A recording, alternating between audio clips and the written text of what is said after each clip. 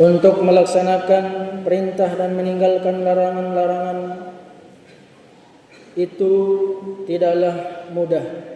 Untuk mencapai orang yang bertakwa butuh perjuangan, butuh pengorbanan, apalagi di tengah hiruk pikuk urusan dunia, urusan pekerjaan, urusan kehidupan, dan masalah-masalah dalam kehidupan kita. Maka dari itulah Allah menjanjikan balasan bagi orang-orang yang bertakwa adalah kemuliaan di sisi Allah Subhanahu wa taala. Allah berfirman, "Inna akramakum innallahi atqakum." Sesungguhnya orang yang paling mulia di antara kamu di sisi Allah adalah orang yang paling bertakwa di antara kalian. Quran surah Al-Hujurat ayat 13. Innallaha yuhibbul muttaqin. Sesungguhnya Allah mencintai orang-orang yang bertakwa. Quran surah At-Taubah ayat 7. Allahu akbar, Allahu akbar, Allahu akbar, walillahil hamd. Allah Subhanahu wa taala berfirman dalam Al-Qur'an yang berbunyi, A'udzu billahi minasyaitonir rajim. Bismillahirrahmanirrahim.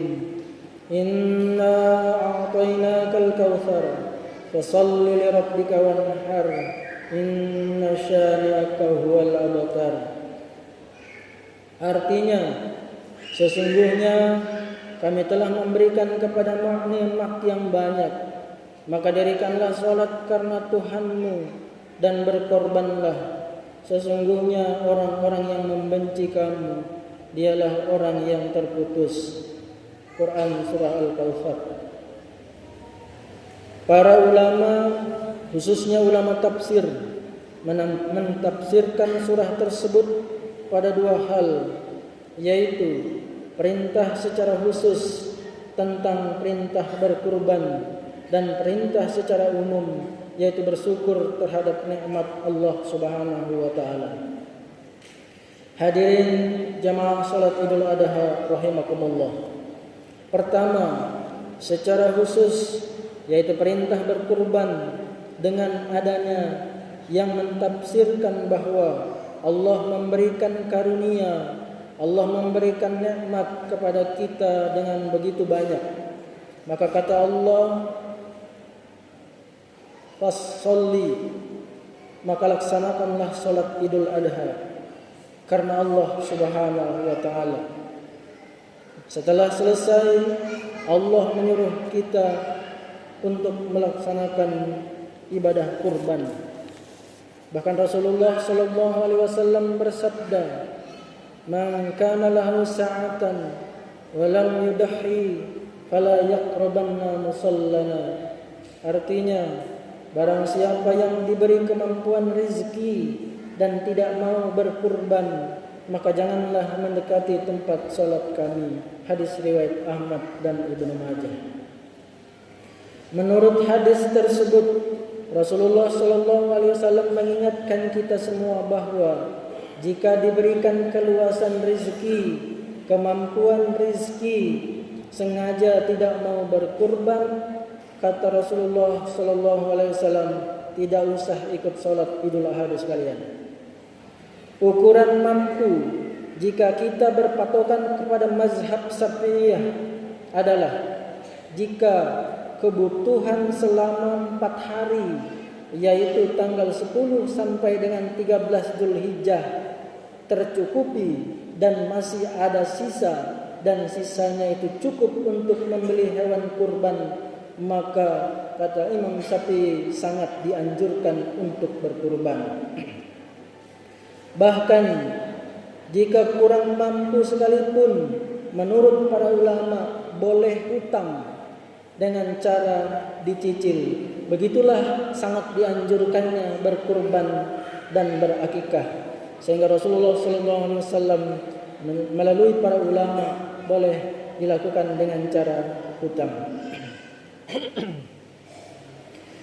Di kalangan kita ada anggapan bahwa kurban itu adalah ibadah sekali seumur hidup. Padahal berkurban itu adalah ibadah tahunan, sebagaimana pelaksanaan sholat Idul Adha. Maka jika diajak ada yang menjawab, mari kita berkurban, maka dia bilang, kami semua sudah melaksanakan. Padahal ibadah kurban itu adalah sunnahnya dikerjakan setiap tahun. Dan kalau kita berpatokan kepada Imam Syafi'i, mampunya itu adalah contoh. Jika kita mempunyai uang 10 juta rupiah, anggaplah untuk kebutuhan 4 hari, 1 harinya 1,5 juta. Berarti 4 hari 6 juta. Maka masih sisa 4 juta. Nah 4 juta sisanya itu cukup tidak untuk membeli seekor kambing atau sapi dengan cara patungan? Maka ketika kalau cukup, maka menurut Imam Syafi'i kita sangat dianjurkan untuk berkurban. Kalau kita melihat ini Bapak Ibu jemaah sekalian, mungkin di masjid sini aja bisa semua bisa berkurban. Karena saya yakin dan percaya dari rekeningnya pasti lebih 10 juta. Kalau kita betul-betul berpatokan kepada mazhab Imam Syafi'i. Katanya kan kita mazhab Imam Syafi'i.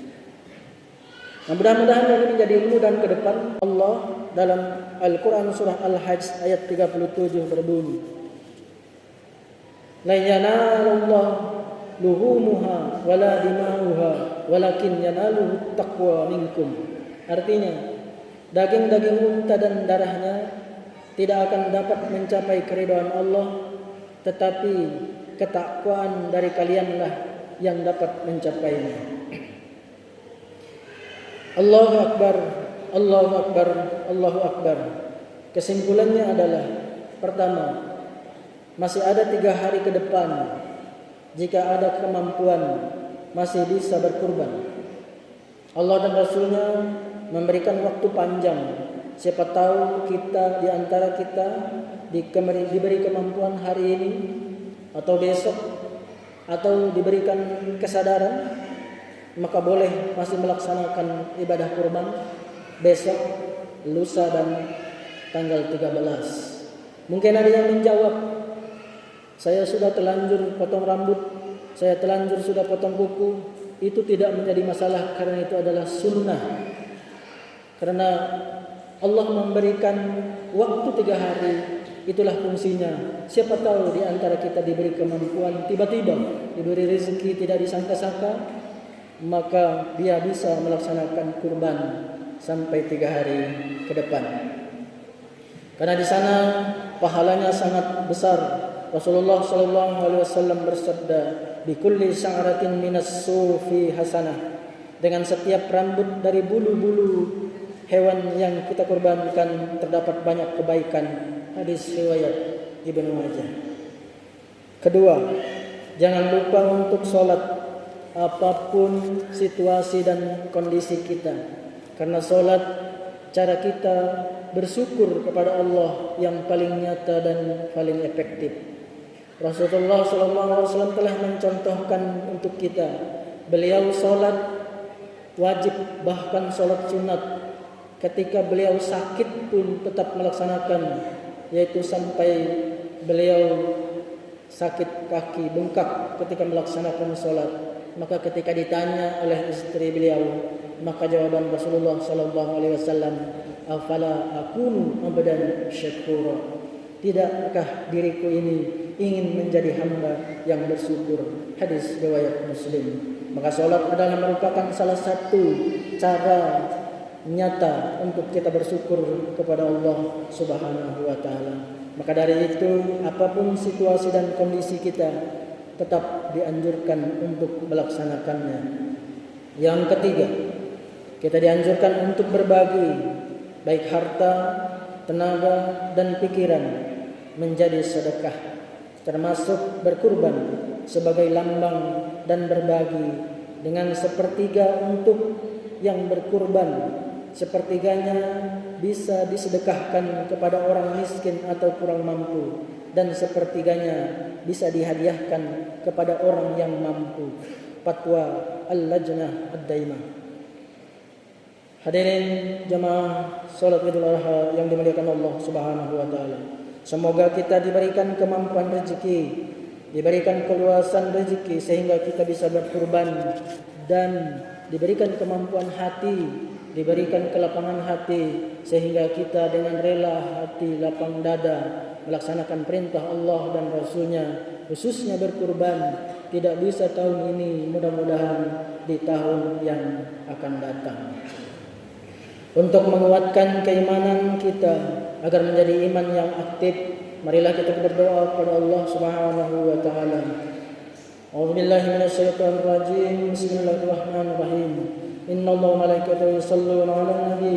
Ya ayyuhalladzina amanu shallu 'alaihi wa sallimu taslima.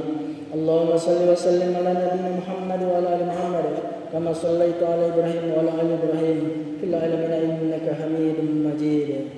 Allahumma ighfir lil mu'minina wal mu'minat wal muslimina wal muslimat al ahya'i minhum wal amwat innaka sami'un qaribun mujibud da'wat ya qadiyal hajat ya mujibas sailin ya rabbal alamin. Rabbana ighfir lana wa li ikhwanina alladhina sabaquna bil iman wa la taj'al fi qulubina ghillan lil ladzina amanu rabbana innaka ra'ufur rahim. Rabbana ighfir lana dhunubana ولوالدينا وارحمهم كما ربونا صغارا ولجدنا ولجدتنا ولمشايخنا ولأساتذتنا ولمن قبلنا ولمن حضرنا من المؤمنين والمؤمنات والمسلمين والمسلمات برحمتك يا أرحم الراحمين. اللهم نسألك علما نافعا ورزقا طيبا وعملا متقبلا. ربنا ظلمنا أنفسنا وإن لم تغفر لنا وترحمنا لنكونن من الخاسرين. ربنا آتنا في الدنيا حسنة وفي الآخرة حسنة وقنا عذاب النار. وصلى الله على نبينا محمد وعلى آله وصحبه وسلم. سبحان ربك رب العزة عما يصفون وسلام على المرسلين والحمد لله رب العالمين. Assalamualaikum warahmatullahi wabarakatuh.